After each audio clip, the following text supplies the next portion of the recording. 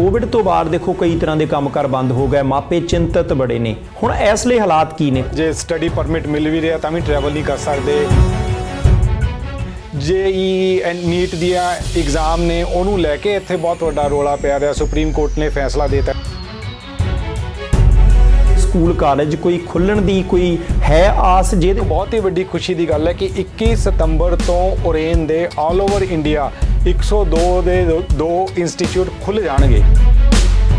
ਤੁਸੀਂ ਕਿਹਾ ਸੀ ਕਿ ਅਸੀਂ ਵੈਲਕਮ ਕਰਦੇ ਹਾਂ, ਵਿਦਿਆਰਥੀ ਆਉਣ ਤਾਂ ਵਿਦਿਆਰਥੀਆਂ ਨੂੰ ਕੀ ਭਰੋਸਾ ਦਿੰਦੇ ਹੋ? ਪੈਰਾਮੀਟਰ ਨੂੰ ਧਿਆਨ 'ਚ ਰੱਖਾਂਗੇ ਕਿ ਸਟੂਡੈਂਟਸ ਤੇ ਸਾਡਾ ਸਾਰਾ ਸਟਾਫ ਉਹ ਪੂਰਾ ਹੈਲਦੀ ਰਵੇ। ਤੁਸੀਂ ਜਿਹੜੀ 1 ਗੋ 'ਚ ਇੱਕ ਵਾਰ 'ਚ ਜਿਹੜੀ ਫੀਸ ਦੇਣੀ ਸੀਗੀ ਉਹਨੂੰ ਚਾਹੇ 12 ਮਹੀਨਿਆਂ 'ਚ ਦੇ ਦਿਓ।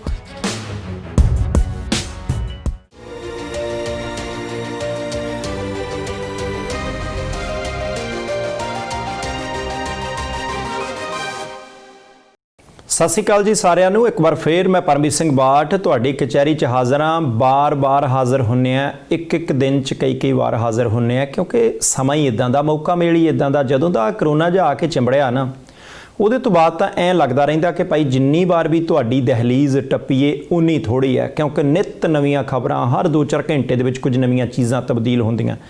ਤੇ ਸਭ ਤੋਂ ਵੱਡੀ ਗੱਲ ਹੈ ਕਿ ਇਸ ਕੋਵਿਡ-19 ਦੇ ਪ੍ਰਕੋਪ ਨੇ ਨਾ ਇੰਨੇ ਮਹੀਨੇ ਹੋ ਗਏ ਸਾਨੂੰ ਸਾਰਿਆਂ ਨੂੰ ਭਵਿੱਖ ਦੇ ਪ੍ਰਤੀ ਚਿੰਤਤ ਕੀਤਾ ਹੋਇਆ ਹੈ। ਹਰ ਇੱਕ ਮਾਂ-ਬਾਪ ਆਪਣੇ ਬੱਚੇ ਦੇ ਭਵਿੱਖ ਪ੍ਰਤੀ ਚਿੰਤਤ ਹੈ, ਕੀ ਹੋਏਗਾ। ਕਿਉਂਕਿ ਪਹਿਲਾਂ ਗਾਈਡੈਂਸ ਕਿਸੇ ਹੋਰ ਚੀਜ਼ ਦੀ ਚਾਹੀਦੀ ਹੁੰਦੀ ਸੀ, ਪਰ ਕਿਉਂਕਿ ਹੁਣ ਸਥਿਤੀਆਂ ਵਿਸ਼ੇਸ਼ ਨੇ, ਸਪੈਸ਼ਲ ਨੇ। ਪਹਿਲਾਂ ਵਰਗਾ ਹਾਲਾਤ ਨਹੀਂ ਹੈ। ਜਦੋਂ ਪਤਾ ਹੁੰਦਾ ਸੀ ਮਾਰਚ 'ਚ ਪੇਪਰ ਪੈ ਜਾਣੇ ਆ, ਮਈ ਮਹੀਨਾ, ਜੂਨ ਮਹੀਨਾ ਛੁੱਟੀਆਂ ਹੋਣਗੀਆਂ, ਜੁਲਾਈ ਦੇ ਵਿੱਚ ਦਾਖਲਾ ਲੈ ਕੇ ਆਪਾਂ ਅਗਲੇ ਪਾਸੇ ਨੂੰ ਤੁਰ ਪੈਣਾ। ਹੁਣ ਉਹ ਸਥਿਤੀਆਂ ਰਹੀਆਂ ਹੀ ਨਹੀਂ। ਕੋਈ ਪਤਾ ਹੀ ਨਹੀਂ ਲੱਗਦਾ ਸਕੂਲ ਕਦ ਖੁੱਲ੍ਹਣਗੇ, ਕਾਲਜ ਕਦ ਖੁੱਲ੍ਹਣਗੇ, ਕਿਹੜਾ ਕੰਮ ਅੱਗੋਂ ਜਾ ਕੇ ਮਿਲੂਗਾ, ਕਿਹੜਾ ਨਹੀਂ ਮਿਲੂਗਾ, ਕਿੱਥੇ ਭਾਰਤ ਦੇ ਵਿੱਚ ਰਹਿਣਾ ਚੰਗਾ, ਜਿਹੜਾ ਵਿਦੇਸ਼ 'ਚ ਜਾਣਾ ਚਾਹੁੰਦਾ ਸੀ, ਕੁਝ ਨਹੀਂ ਪਤਾ ਲੱਗ ਰਿਹਾ। ਇੱਕ ਤਰ੍ਹਾਂ ਦੇ ਨਾਲ ਬੜੀ ਅਸਮੰਜਸ ਭਰਪੂਰ ਜੀ ਸਥਿਤੀ ਹੈ। ਤੇ ਸਾਨੂੰ ਤਾਂ ਬਖਸ਼ਿਸ਼ ਹੀ ਬੜੀ ਹੈ, ਸਾਡੇ ਲਈ ਤਾਂ ਬਹੁਤ ਵਧੀਆ ਚੀਜ਼ ਹੈ ਕਿ ਅਸੀਂ ਵਿਚਾਰ ਦੇ ਵਿੱਚ ਬਹੁਤ ਰਹਿੰਦੇ ਹਾਂ, ਗੱਲਾਂ ਬਾਤਾਂ ਕਰਦੇ ਹਾਂ, ਗੱਲਾਂ ਬਾਤਾਂ ਸੁਣਦੇ ਹਾਂ।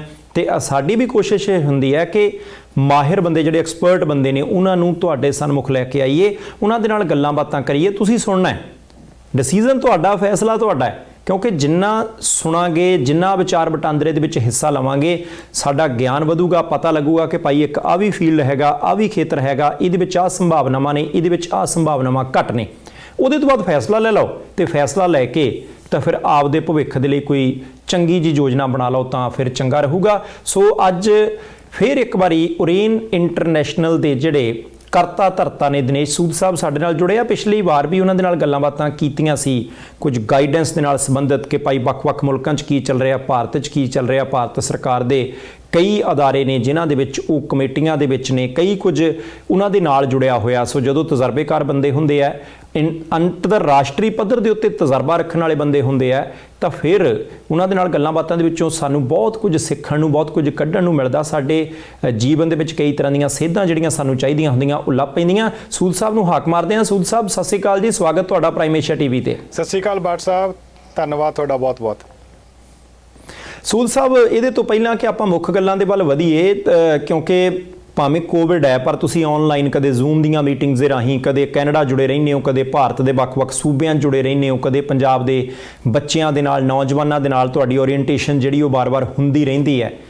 ਹੁਣ ਇਸ ਲਈ ਹਾਲਾਤ ਕੀ ਨੇ? ਕੋਵਿਡ ਤੋਂ ਬਾਅਦ ਦੇਖੋ ਕਈ ਤਰ੍ਹਾਂ ਦੇ ਕੰਮਕਾਰ ਬੰਦ ਹੋ ਗਏ, ਮਾਪੇ ਚਿੰਤਤ ਬੜੇ ਨੇ। ਹੁਣ ਆਮ ਬੱਚਿਆਂ ਦੇ ਵਿੱਚ ਕੀ ਪ੍ਰਭਾਵ ਹੈ ਜੀ? ਸੱਚੀ ਮੁੱਚੀ ਚਿੰਤਤ ਹੈ, ਕੁਝ ਨਹੀਂ ਪਤਾ ਲੱਗ ਰਿਹਾ, ਹੱਥ ਪੱਲੇ ਨਹੀਂ ਪੈ ਰਿਹਾ ਕਿ ਭਾਈ ਕੀ ਕਰੀਏ ਤੇ ਕੀ ਨਾ ਕਰੀਏ।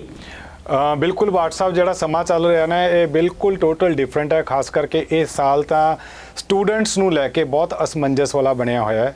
ਜਿਨ੍ਹਾਂ ਦੀ ਆਪਾਂ ਗੱਲ ਕਰੀਏ, ਬਹੁਤ ਸਾਰੇ ਇੱਥੋਂ ਪੰਜਾਬੀ ਮੁੰਡੇ ਕੁੜੀਆਂ ਕੈਨੇਡਾ ਵਿੱਚ ਪੜ੍ਹਨ ਜਾਂਦੇ ਨੇ, ਉਹਨਾਂ ਲਈ ਖਾਸ ਕਰਕੇ ਹੁਣ ਇੱਕ ਜਿਵੇਂ ਤੁਸੀਂ ਜਾਣਦੇ ਹੋ ਆਪਣਾ ਜੇ ਸਟੱਡੀ ਪਰਮਿਟ ਮਿਲ ਵੀ ਰਿਹਾ ਤਾਂ ਵੀ ਟਰੈਵਲ ਨਹੀਂ ਕਰ ਸਕਦੇ, ਆਨਲਾਈਨ ਟ੍ਰੇਨਿੰਗ ਲੈ ਸਕਦੇ ਹੋ। ਉਹਦੇ ਵਿੱਚ ਵੀ ਫਰਦਰ ਹਰ ਤੀਜੇ ਦਿਨ ਕੋਈ ਨਾ ਕੋਈ ਨਵੀਂ ਇਨਫੋਰਮੇਸ਼ਨ ਗਵਰਨਮੈਂਟ ਵੱਲੋਂ ਆ ਜਾਂਦੀ ਹੈ। ਪਹਿਲਾਂ ਸੈਪਟੰਬਰ ਇਨਟੇਕ ਸੀ, ਹੁਣ ਜਨਵਰੀ ਤੱਕ ਉਹਨਾਂ ਨੇ ਆਨਲਾਈਨ ਟ੍ਰੇਨਿੰਗ ਅਲਾਉ ਕਰਤੀ ਹੈ। ਜੇ ਆਪਾਂ ਇੰਡੀਆ ਦੀ ਗੱਲ ਕਰੀਏ, ਇੱਥੇ ਵੀ ਦੇਖੋ ਹੁਣ +2 ਟਾਈਮ ਇੱਦਾਂ ਦਾ ਕਿ ਜਿਨ੍ਹਾਂ ਦੇ ਸਾਰਿਆਂ ਦੇ 10ਵੀਂ ਤੱਕ ਦੇ ਬੱਚਿਆਂ ਦੇ ਤਾਂ ਐਗਜ਼ਾਮ ਹੋ ਗਏ, ਅਗਲੀ ਕਲਾਸ 'ਚ ਚਲੇ ਗਏ। +1 +2 ਜਿਹੜੇ ਕਿ ਮਤਲਬ ਇੱਕ ਕਰੀਅਰ ਬਣਾਉਣ ਦਾ ਟਾਈਮ ਹੁੰਦਾ ਹੈ। JEE ਨੀਟ ਦੀਆਂ ਐਗਜ਼ਾਮ ਨੇ ਉਹਨੂੰ ਲੈ ਕੇ ਇੱਥੇ ਬਹੁਤ ਵੱਡਾ ਰੋਲਾ ਪਿਆ ਰਿਹਾ। ਸੁਪਰੀਮ ਕੋਰਟ ਨੇ ਫੈਸਲਾ ਦੇ ਦਿੱਤਾ, ਚਾਹੇ ਕੁਝ ਸਟੇਟ ਗਵਰਨਮੈਂਟ ਨੇ ਉਹਦਾ ਵਿਰੋਧ ਵੀ ਕੀਤਾ, ਪਰ ਟਾਈਮ ਇਦਾਂ ਦਾ ਕਿ ਕਰੀਅਰ ਬੱਚੇ ਦੀ ਜ਼ਿੰਦਗੀ ਦਾ ਆਉਣ ਵਾਲੇ ਮਹੀਨਿਆਂ ਦੇ ਵਿੱਚ ਡਿਸਾਈਡ ਹੋਣਾ ਹੁੰਦਾ ਤੇ ਇਹਨਾਂ ਮਹੀਨਿਆਂ ਦੇ ਵਿੱਚ ਹੀ ਇਹ ਕੋਵਿਡ ਦੀ ਪ੍ਰੋਬਲਮ ਹਲੇ ਤੱਕ ਚੱਲ ਰਹੀ ਹੈ। ਸੋ ਬੱਚੇ ਬਹੁਤ ਜ਼ਿਆਦਾ ਤੇ ਮਾਪੇ ਬਹੁਤ ਜ਼ਿਆਦਾ ਚਿੰਤਿਤ ਨੇ ਕਰੀਅਰ ਨੂੰ ਲੈ ਕੇ। ਜੀ ਸੂਦ ਸਾਹਿਬ, ਹੁਣ ਇੱਕ ਗੱਲ ਜਿਹੜੀ ਹੈ, ਤੁਸੀਂ ਵਿਦੇਸ਼ ਦੀ ਗੱਲ ਟੱਚ ਕਰ ਲਈ, ਤੁਹਾਡੇ ਕੈਨੇਡਾ ਵਾਲੇ ਕਾਲਜ ਦੀ ਵੀ ਗੱਲ ਕਰਾਂਗੇ, ਪਰ ਉਹਦੇ ਤੋਂ ਪਹਿਲਾਂ ਮੈਂ ਤੁਹਾਨੂੰ ਪੰਜਾਬ ਦੇ ਵਿੱਚ, ਭਾਰਤ ਦੇ ਵਿੱਚ ਥੋੜ੍ਹਾ ਜਿਹਾ ਲੈ ਕੇ ਚੱਲਣਾ, ਉੱਥੇ ਕੁ ਰੱਖਣਾ। ਹੁਣ ਕੁਝ ਨਹੀਂ ਪਤਾ ਲੱਗ ਰਿਹਾ, ਸਰਕਾਰ ਹਰ ਮਹੀਨੇ ਅਨਾਉਂਸ ਕਰ ਦਿੰਦੀ ਹੈ ਕਿ ਅਜੇ ਸਕੂਲ ਬੰਦ ਜੀ, ਅਜੇ ਕਾਲਜ ਬੰਦ ਹੈ। ਜਦੋਂ ਮਹੀਨੇ ਦੀ 22, 23, 24, 25 ਤਰੀਕ ਆਉਂਦੀ ਹੈ, ਮਾਪਿਆਂ ਨੂੰ ਥੋੜ੍ਹਾ ਜਿਹਾ ਲੱਗਦਾ ਹੁੰਦਾ ਕਿ ਸ਼ਾਇਦ ਐਤਕੀ ਸਰਕਾਰ ਕਹਿ ਦੂਗੀ ਕਿ ਸਕੂਲ ਵੀ ਖੁੱਲ੍ਹ ਜਾਣੇ ਹੈ, ਕਾਲਜ ਵੀ ਖੁੱਲ੍ਹ ਜਾਣੇ ਹੈ, ਇੰਸਟੀਟਿਊਸ਼ਨ ਵੀ ਖੁੱਲ੍ਹ ਜਾਣੇ ਹੈ, ਬੱਚੇ ਹੌਲੀ ਹੌਲੀ ਸੁਰੱਖਿਅਤ ਢੰਗ ਦੇ ਨਾਲ ਪੜ੍ਹਨ ਜਾਣਗੇ, ਉਹਨਾਂ ਦਾ ਭਵਿੱਖ ਅਗਲੇ ਪਾਸੇ ਨੂੰ ਵਧੂਗਾ, ਅਸੀਂ ਵੀ ਆਪਣੇ ਕੰਮਾਂ ਕਾਰਾਂ ਤੇ ਜਾਣ ਜੋਗੇ ਹੋਵਾਂਗੇ। ਪਰ ਅਚਾਨਕ ਫਿਰ ਸਰਕਾਰ ਕਹਿ ਦਿੰਦੀ ਹੈ ਕਿ ਨਹੀਂ ਜੀ, ਅਜੇ ਦਵਾਈ ਕੋਈ ਨਹੀਂ ਬਣੀ, ਟੀਕਾ ਕੋਈ ਨਹੀਂ ਬਣਿਆ, ਅਜੇ ਸਕੂਲ ਕਾਲਜ ਇੰਸਟੀਚਿਊਟ ਬੰਦ। ਹੁਣ ਤੁਸੀਂ ਭਾਰਤ ਸਰਕਾਰ ਦੇ ਕਈ ਅਦਾਰਿਆਂ ਦੇ ਨਾਲ ਜੁੜੇ ਹੋਏ ਹੋ, ਕਮੇਟੀਆਂ ਦੇ ਵਿੱਚ ਬੜੇ ਮਹੱਤਵਪੂਰਨ ਜਿਹੜੇ ਅਹੁਦਿਆਂ ਦੇ ਉੱਤੇ ਹੋ, ਕੋਈ ਭਾਰਤ ਸਰਕਾਰ ਵੱਲੋਂ ਕੋਈ ਇਦਾਂ ਦਾ ਸੁੱਖ ਸੁਨੇਹਾ ਆਇਆ, ਕੋਈ ਇੰਸਟੀਚਿਊਟ, ਕੋਈ ਸਕੂਲ ਕਾਲਜ ਕੋਈ ਖੁੱਲ੍ਹਣ ਦੀ ਕੋਈ ਹੈ ਆਸ, ਜਿਹਦੇ ਵਿੱਚ ਬੱਚਿਆਂ ਨੂੰ ਲੱਗੇ ਕਿ ਭਾਈ ਅਸੀਂ ਹੁਣ ਆਉਣ ਵਾਲੇ ਸਮੇਂ 'ਚ ਰੂਟੀਨ 'ਚ ਹੋ ਜਾਵਾਂਗੇ?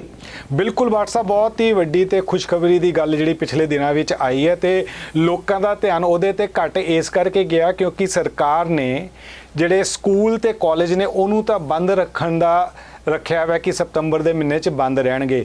ਪਰ ਖੁਸ਼ੀ ਵਾਲੀ ਗੱਲ ਇਹ ਹੈ ਕਿ ਜਿੰਨੇ ਵੀ ਟੈਕਨੀਕਲ ਇੰਸਟੀਚਿਊਟ ਨੇ, ਸਕੂਲਸ ਨੇ, ਉਹਨਾਂ ਨੂੰ 21 ਸਤੰਬਰ ਤੋਂ ਵਿਦ ਗਾਈਡਲਾਈਨਸ ਖੋਲ੍ਹਣ ਦੀ ਪਰਮਿਸ਼ਨ ਦੇਤੀ ਹੈ ਤੇ ਉਹ ਇੰਸਟੀਚਿਊਟ ਜਾਂ ਸਕੂਲ ਉਹੀ ਖੁੱਲਣਗੇ ਜਿਹੜੀ ਗਵਰਨਮੈਂਟ ਆਫ ਇੰਡੀਆ ਦੀ ਸੰਸਥਾ ਹੈ NSDC, national skill development corporation, ਉਹਦੇ ਤੋਂ ਜਿਹੜੇ ਅਪਰੂਵਡ ਨੇ। ਤੇ ਇਹ ਵੀ ਗਵਰਨਮੈਂਟ ਨੇ ਡਿਸੀਜਨ ਬੜਾ ਸੋਚ ਸਮਝ ਕੇ ਲਿੱਤਾ ਹੈ ਕਿਉਂਕਿ ਇਹ ਜਿਹੜੇ ਸਕਿੱਲ ਟ੍ਰੇਨਿੰਗ ਸਕੂਲ ਜਾਂ ਇੰਸਟੀਚਿਊਟਸ ਨੇ, ਇੱਥੋਂ ਪਾਸ ਹੋ ਕੇ ਸਟੂਡੈਂਟਸ ਨੂੰ ਬੜੀ ਜਲਦੀ ਕਰੀਅਰ ਬਣਨ ਦੀ ਉਮੀਦ ਰਹਿੰਦੀ ਹੈ ਤੇ ਬਣ ਵੀ ਰਿਹਾ ਹੈ। ਤੇ ਸਾਡੇ ਲਈ ਖਾਸ ਕਰਕੇ ਓਰੇਨ ਜਿਹੜਾ ਕਿ ਸਕਿੱਲ ਡਿਵੈਲਪਮੈਂਟ ਮਿਸ਼ਨ ਦੇ ਵਿੱਚ ਗਵਰਨਮੈਂਟ ਆਫ ਇੰਡੀਆ ਨਾਲ ਜੁੜਿਆ ਹੋਇਆ ਹੈ, ਉਹ ਇੱਕ ਬਹੁਤ ਹੀ ਵੱਡੀ ਖੁਸ਼ੀ ਦੀ ਗੱਲ ਹੈ ਕਿ 21 ਸਤੰਬਰ ਤੋਂ ਓਰੇਨ ਦੇ ਆਲ ਓਵਰ ਇੰਡੀਆ 102 ਦੇ 2 ਇੰਸਟੀਚਿਊਟ ਖੁੱਲ੍ਹ ਜਾਣਗੇ। ਸਿਰਫ ਤੇ ਸਿਰਫ ਕੰਟੇਨਮੈਂਟ ਜ਼ੋਨ ਵਾਲੇ ਜਿਹੜੇ ਸਕੂਲ ਨੇ ਸ਼ਾਇਦ ਉਹਦੇ ਉੱਪਰ ਗਵਰਨਮੈਂਟ ਦੀਆਂ ਗਾਈਡਲਾਈਨਸ ਆਣੀਆਂ ਨੇ, ਉਹ ਨਹੀਂ ਖੁੱਲਣਗੇ। ਬਾਕੀ ਮੋਸਟਲੀ ਸਾਰੇ ਦੇ ਸਾਰੇ ਜਿਹੜੇ ਓਰੇਨ ਦੇ ਸਕੂਲ ਨੇ ਆਲ ਓਵਰ ਇੰਡੀਆ ਦੇ, ਉਹ 21 ਸਤੰਬਰ ਨੂੰ ਬਿਲਕੁਲ ਰੈਡੀ ਨੇ ਤੇ ਅਸੀਂ ਵੈਲਕਮ ਕਰ ਰਹੇ ਹਾਂ ਸਟੂਡੈਂਟਸ ਦਾ। NSDC ਦੇ ਅਧੀਨ ਜਿੰਨੇ ਵੀ ਇੰਸਟੀਚਿਊਸ਼ਨ ਨੇ, ਖਾਸ ਤੌਰ ਦੇ ਉੱਤੇ ਆਪਾਂ ਕਹਿ ਲਈਏ ਕਿ ਸਕਿੱਲ ਦੇ ਨਾਲ ਜਿਹੜੇ ਸੰਬੰਧਿਤ ਨੇ, ਜਿੱਥੋਂ ਅੱਗੇ ਜਾ ਕੇ ਵਿਦਿਆਰਥੀ ਨੇ ਰੁਜ਼ਗਾਰ ਵਾਲੇ ਪਾਸੇ ਪੈਣਾ, ਚਾਰ ਛਿੱਲੜ ਕਮਾਉਣ ਵਾਲੇ ਪਾਸੇ ਪੈਣਾ, ਜਿੱਥੋਂ ਫੀਸਾਂ ਫੂਸਾਂ ਦਿੱਤੀਆਂ ਉਹ ਪੂਰੀਆਂ ਕਰਨ ਵਾਲੇ ਪਾਸੇ ਪੈਣਾ। ਹੁਣ ਮੇਰਾ ਇੱਕ ਸਵਾਲ ਹੈ ਤੁਹਾਨੂੰ ਜੀ, ਸਾਰੀ ਦੁਨੀਆ ਦੇ ਵਿੱਚ ਤੁਸੀਂ 102 ਦਾ ਸ਼ਾਇਦ ਅੰਕੜਾ ਦਿੱਤਾ ਨਾ ਓਰੇਨ ਦੇ ਜਿਹੜੇ ਇੰਸਟੀਚਿਊਟ ਦੇ ਬ੍ਰਾਂਚਸ ਨੇ ਤੁਹਾਡੀਆਂ, ਹੁਣ ਸਾਰੀ ਦੁਨੀਆ ਦੇ ਵਿੱਚ ਇਹ ਰੌਲਾ ਪਿਆ, ਕੈਨੇਡਾ ਦੇ ਵਿੱਚ ਵੀ ਇਹ ਚੱਕਰ ਹੈ ਕਿ ਭਾਈ ਬੱਚਿਆਂ ਨੂੰ ਸਕੂਲ ਭੇਜੀਏ, ਕਾਲਜ ਭੇਜੀਏ, ਜੇ ਭੇਜੀਏ ਤਾਂ ਕਿਵੇਂ ਭੇਜੀਏ, ਕੀ ਉਹਦੀਆਂ ਇੰਸਟਰਕਸ਼ਨਸ ਨੇ, ਕਿਤੇ ਇਹ ਨਾ ਹੋਵੇ ਕਿ ਇੱਕ ਦੂਜੇ ਕੋਲ ਜਾ ਕੇ ਕਰੋਨਾ ਜਿਹੜੀ ਹੈ ਉਹ ਜਕੜ ਲੈ। ਹੁਣ ਜਦੋਂ ਤੁਸੀਂ ਓਰੇਨ ਦੇ ਇੰਸਟੀਚਿਊਸ਼ਨ ਖੋਲੋਗੇ, ਤੁਸੀਂ ਕਿਹਾ ਸੀ ਕਿ ਅਸੀਂ ਵੈਲਕਮ ਕਰਦੇ ਹਾਂ, ਵਿਦਿਆਰਥੀ ਆਉਣ, ਤਾਂ ਵਿਦਿਆਰਥੀਆਂ ਨੂੰ ਕੀ ਭਰੋਸਾ ਦਿੰਦੇ ਹੋ ਕਿ ਓਰੇਨ ਦੇ ਵਿੱਚ ਵਿਦਿਆਰਥੀ ਆਉਣ ਕਿ ਉਹਨਾਂ ਦੇ ਮਾਪੇ ਜਿਹੜੇ ਨੇ ਚਿੰਤਤ ਹੋਣਗੇ, ਓਬਵੀਅਸਲੀ ਚਿੰਤਤ ਹੋਣਗੇ। ਹੁਣ ਤੁਹਾਡੇ ਵੱਲੋਂ ਉਹਨਾਂ ਦੇ ਲਈ ਕੀ ਪ੍ਰਬੰਧ ਕੀਤੇ ਜਾਣਗੇ, ਸਰਕਾਰ ਦੀਆਂ ਕੀ ਗਾਈਡਲਾਈਨਸ ਹੋਣਗੀਆਂ ਜਿਹਦੇ ਨਾਲ ਮਾਪੇ ਕਹਿਣ ਕਿ ਨਹੀਂ ਭਾਈ ਤੂੰ ਉੱਥੇ ਜਾ ਕੇ ਪੜ੍ਹਿਓ, ਕੋਈ ਚੱਕਰ ਨਹੀਂ, ਉੱਥੇ ਪ੍ਰਬੰਧ ਹੋਣੇ ਆ? ਡੈਫੀਨੇਟਲੀ ਬਾਟ ਸਾਹਿਬ, ਇਹਦੇ ਨਾਲ ਨਾ ਜ਼ਿੰਮੇਵਾਰੀ ਬਹੁਤ ਜ਼ਿਆਦਾ ਵੱਧ ਜਾਂਦੀ ਹੈ ਸਕੂਲਾਂ ਦੇ ਪ੍ਰਬੰਧਕਾਂ ਦੀ, ਇੰਸਟੀਚਿਊਟਸ ਦੇ ਪ੍ਰਬੰਧਕਾਂ ਦੀ। ਅਸੀਂ ਓਰੇਨ ਦੇ ਵਿੱਚ ਗਵਰਨਮੈਂਟ ਦੀਆਂ ਜਿਹੜੀਆਂ ਗਾਈਡਲਾਈਨਸ ਨੇ ਉਹ ਇਸ ਹਫਤੇ ਆ ਜਾਣਗੀਆਂ ਕਿ ਆਪਾਂ ਕਿਹੜੇ ਗਾਈਡਲਾਈਨਸ ਦੇ ਅਧੀਨ ਇਹ ਸਕੂਲ ਖੋਲ੍ਹ ਸਕਦੇ ਹਾਂ। ਪਰ ਅਸੀਂ ਉਸ ਤੋਂ ਵੀ 4 ਸਟੈਪ ਅੱਗੇ ਜਾ ਕੇ, ਜੇ ਗਵਰਨਮੈਂਟ ਵੱਲੋਂ ਹੋਊਗਾ ਕਿ ਅਸੀਂ 50% ਸਟੂਡੈਂਟ ਦੀ ਸਟਰੈਂਥ ਨਾਲ ਖੋਲ੍ਹਣ ਦੀ ਸਾਨੂੰ ਪਰਮਿਸ਼ਨ ਮਿਲਦੀ ਹੈ, ਕਿਉਂਕਿ ਅਸੀਂ ਓਰੇਨ ਇੱਕ ਜ਼ਿੰਮੇਵਾਰ ਸੰਸਥਾ ਹੈ, ਗਵਰਨਮੈਂਟ ਦੇ ਬਹੁਤ ਸਾਰੇ ਮਿਸ਼ਨਸ ਦੇ ਨਾਲ ਜੁੜਿਆ ਹੋਇਆ ਹੈ ਤੇ ਅਸੀਂ ਇਸ ਗੱਲ ਨੂੰ ਚੰਗੀ ਤਰ੍ਹਾਂ ਸਮਝਦੇ ਹਾਂ ਕਿ ਸਟੂਡੈਂਟ ਦੀ ਜਿਹੜੀ ਹੈਲਥ ਹੈ ਉਹ ਸਭ ਤੋਂ ਇੰਪੋਰਟੈਂਟ ਹੈ। ਜਾਨ ਹੈ ਤਾਂ ਜਹਾਨ ਹੈ, ਇਸ ਤੋਂ ਵੱਡੀ ਗੱਲ ਕੋਈ ਨਹੀਂ ਹੈਗੀ। ਅਸੀਂ ਹਰ ਉਹ ਪੈਰਾਮੀਟਰ ਨੂੰ ਧਿਆਨ 'ਚ ਰੱਖਾਂਗੇ ਕਿ ਸਟੂਡੈਂਟਸ ਤੇ ਸਾਡਾ ਸਾਰਾ ਸਟਾਫ ਉਹ ਪੂਰਾ ਹੈਲਦੀ ਰਵੇ। ਟਾਈਮਿੰਗ ਸਾਨੂੰ ਚਾਹੇ ਵਧਾਉਣੀਆਂ ਪੈਣ, ਹੁਣ ਸਾਡੇ ਕਲਾਸ ਜੇ 10 ਵਜੇ ਸ਼ੁਰੂ ਹੁੰਦੀ ਹੈ, ਹੋ ਸਕਦਾ ਅਸੀਂ ਸਵੇਰੇ 7 ਵਜੇ ਸ਼ੁਰੂ ਕਰ ਦਈਏ, ਸ਼ਾਮੀ 5 ਵਜੇ ਜੇ ਲਾਸਟ ਕਲਾਸ ਖਤਮ ਹੁੰਦੀ ਹੈ ਤੇ ਅਸੀਂ 5 ਦੀ ਬਜਾਏ 8 ਜਾਂ 9 ਵਜੇ ਕਰ ਦਈਏ। ਅਸੀਂ ਉਹਦੇ ਡਿਊਰਿੰਗ ਵਿੱਚ ਸੈਨੀਟਾਈਜੇਸ਼ਨ, ਸੋਸ਼ਲ ਡਿਸਟੈਂਸਿੰਗ ਤੇ ਬਾਕੀ ਜਿਹੜੀ ਸਟਰੈਂਥ ਹੈ ਉਹ ਚੀਜ਼ਾਂ ਦਾ ਪੂਰਾ ਧਿਆਨ ਰੱਖਣ ਦੀ ਕਿਉਂਕਿ ਅਸੀਂ ਆਪ ਜੁੜੇ ਹੋਏ ਹਾਂ, ਸਾਡਾ ਇੱਕ ਓਰੇਨ ਇੱਕ ਪਰਿਵਾਰ ਹੈ। ਉਸ ਪਰਿਵਾਰ ਦਾ ਇੱਕ EMPLOYE, ਇੱਕ ਮੈਂਬਰ, ਇੱਕ ਸਟੂਡੈਂਟ ਦੀ ਜ਼ਿੰਮੇਵਾਰੀ ਅਸੀਂ ਆਪਣੇ ਵੱਲੋਂ ਬਖੂਬੀ ਨਿਭਾਉਣ ਦੀ ਕੋਸ਼ਿਸ਼ ਕਰ ਰਹੇ ਹਾਂ ਜੀ। ਅੱਛਾ ਸੂਦ ਸਾਹਿਬ, ਇਹ ਤਾਂ ਗੱਲ ਸਾਰੀ ਤੁਹਾਡੀ ਠੀਕ ਹੈ, ਉਹ ਸਮਝ ਆ ਗਈ। ਜੇ ਤੁਸੀਂ ਟਾਈਮਿੰਗ ਵਧਾ ਦੋਗੇ ਦਾ ਮਤਲਬ ਹੈ ਕਿ ਜੇ ਅੱਗੇ 2 ਗਰੁੱਪ ਕੰਮ ਕਰਦੇ ਸੀ, ਫਿਰ 3 ਗਰੁੱਪ ਦੇ ਵਿੱਚ ਬੱਚੇ ਪੜ੍ਹ ਲੈਣਗੇ, 4 'ਚ ਪੜ੍ਹ ਲੈਣਗੇ, ਉਹ ਤੁਸੀਂ ਅਰੇਂਜਮੈਂਟ ਕਰ ਦੋਗੇ। ਤੁਹਾਡੇ ਕੋਲੇ ਮੁੱਢਲਾ ਢਾਂਚਾ ਹੈਗਾ, ਉਹ ਸਾਰਿਆਂ ਨੂੰ ਪਤਾ ਹੈ। ਪਰ ਇੱਕ ਗੱਲ ਇੱਥੇ ਹੈਗੀ ਆ ਕਿ ਹੁਣ ਮਾਪਿਆਂ ਦੀ ਨਾ ਪੈਸੇ ਪੂਸੇ ਘਟੇ ਹੋਏ ਨਹੀਂ, ਇਨਕਮ ਘਟੀ ਹੋ ਆ, ਫੀਸਾਂ ਤਾਂ ਦੇਣੀਆਂ ਕਿਤੇ ਇਹ ਤਾਂ ਨਹੀਂ ਕਿ ਸੈਨੀਟਾਈਜ਼ਰ ਉਸੇ ਯੂਜ਼ ਕਰਨਾ ਹੈ, ਸਾਰੇ ਬੈਂਚ ਜਾਂ ਹੋਰ ਸਾਰੀਆਂ ਚੇਅਰਸ ਜਿਹੜੀਆਂ ਸੈਨੀਟਾਈਜ਼ ਕਰਨੀਆਂ ਪੈਣੀਆਂ, ਮਾਸਕ ਦੀ ਵੀ ਲੋੜ ਪਊਗੀ। 20 ਖਰਚੇ ਵਧਣੇ ਆ ਸੰਸਥਾਵਾਂ ਦੇ ਜੀ। ਉਹ ਫਿਰ ਮੈਨੂੰ ਲੱਗਦਾ ਕਿ ਜਦੋਂ 20 ਖਰਚੇ ਵਧਣੇ ਆ ਤਾਂ ਕਈ ਵਾਰੀ ਪ੍ਰਬੰਧਕ ਨਾ ਹੱਥ ਘੁੱਟ ਲੈਂਦੇ ਹੁੰਦੇ ਆ ਕਿ ਚਲੋ ਕੋਈ ਗੱਲ ਨਹੀਂ, ਮਾੜਾ ਜਿਹਾ ਜੇ ਕੋਈ ਆਇਆ ਗਿਆ ਤਾਂ ਉਦੋਂ ਛਿੜਕਾ ਕਰ ਦਾਂਗੇ, ਉੱਦਾਂ ਕੋਈ ਗੱਲ ਨਹੀਂ, ਇਦਾਂ ਤਾਂ ਨਹੀਂ ਕਰੋਗੇ? ਤੁਸੀਂ ਗੱਲ ਤਾਂ ਬਿਲਕੁਲ ਠੀਕ ਕੀਤੀ ਹੈ, ਖਰਚੇ ਬਹੁਤ ਵਧਣੇ ਹੈ, ਪਰ ਇੱਕ ਗੱਲ ਅਸੀਂ ਪੂਰੇ ਆਪਣਾ ਇੱਕ ਜਿਹੜਾ ਥਾਟ ਹੈ, ਇੱਕ ਮਿਸ਼ਨ ਹੈ, ਜਿਹੜੀ ਮੈਂ ਤੁਹਾਨੂੰ ਗੱਲ ਕਹਿ ਕੇ ਹਟਿਆ ਕਿ ਜਾਨ ਹੈ ਤਾਂ ਜਹਾਨ ਹੈ, ਇਹ ਖਰਚੇ ਕੁਝ ਵੀ ਨਹੀਂ ਗਏ।